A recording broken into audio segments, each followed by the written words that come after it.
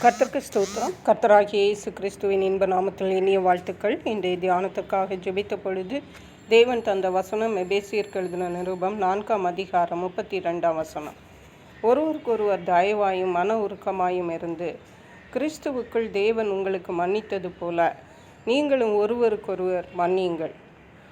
நம்முடைய கர்த்தராகிய இயேசு கிறிஸ்து தயவுள்ளவர் மட்டுமல்ல, மன்னிக்கும் குணமுள்ளவர். அதே குணங்களை தான் இந்த தேவன் நம்மில் எதிர்பார்க்கிறார். ஏனென்றால் அவர் நம்மை தன்னுடைய பிள்ளைகளாக அழைத்திருக்கிறார். அப்படியானால் ஒரு தகப்பனிடத்தில் இருக்கிற குணாதிசயங்கள் பிள்ளைகளிடத்தில் காணப்பட வேண்டும் என்பது உண்மை.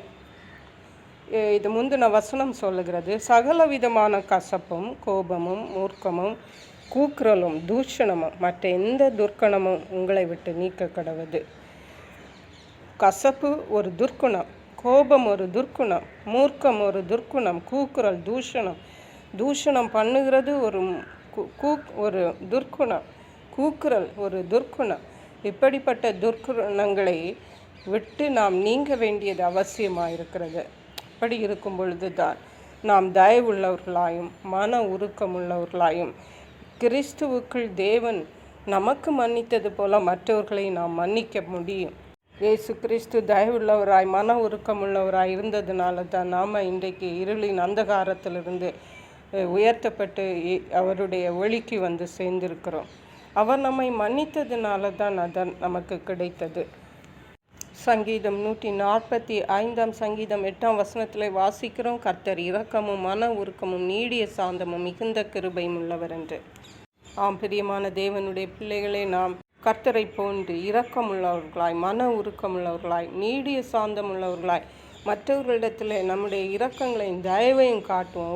ஒருவருக்கொருவர் தயவாக இருப்போம். மத்தேயு எழுதின சுவிசேஷம் 5ஆம் அதிகாரம் 7ஆம் வசனம் சொல்லுகிறது, இரக்கமுள்ளவர்கள் பாக்கியவான்கள், அவர்கள் இரக்கம் பெறுவார்கள்.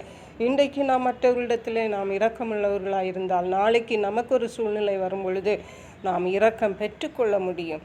பிலிப்பியருக்கு எழுதின நிருபம் 3ஆம் அதிகாரம் 2ஆம் வசனம் இவ்விதமாக சொல்லுகிறது, நாய்களுக்கு எச்சரிக்கையாயிருங்கள், பொல்லாத வேலையாட்களுக்கு எச்சரிக்கையாயிருங்கள், சுண்ணத்துக்காரருக்கு எச்சரிக்கையாருங்கள் என்று சில மனிதர்களை குறித்து தேவன் நமக்கு எச்சரிக்கிறார். நாம் தேவனுடைய பிள்ளைகளாயிருக்கிறோம், அவருடைய இரத்தத்தால் மீட்கப்பட்டவர்களாயிருக்கிறோம்.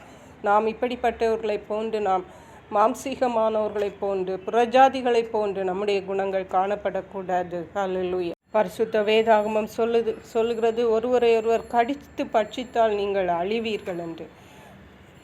தனக்கு தானே பிரிந்திருக்கிற எந்த ராஜ்யமும் நிலைத்து நிற்க மாட்டாது என்று சொல்லப்பட்டிருக்கிறது. நாம் ஒருவருக்கு மன்னிக்காவிட்டால் நாமும் நிலைத்து நிற்பது கடினம்தான், ராஜ்யமே அழிந்துவிடும். மத்தேயு எழுதின சுவிசேஷம் 5ஆம் அதிகாரம் 9ஆம் வசனம் சொல்லுகிறது, இரக்கமுள்ளவர்கள் பாக்கியவான்கள், அவர்கள் இரக்கம் பெறுவார்கள், அவர்கள் தேவனுடைய இரக்கம் பெறுவார்கள்.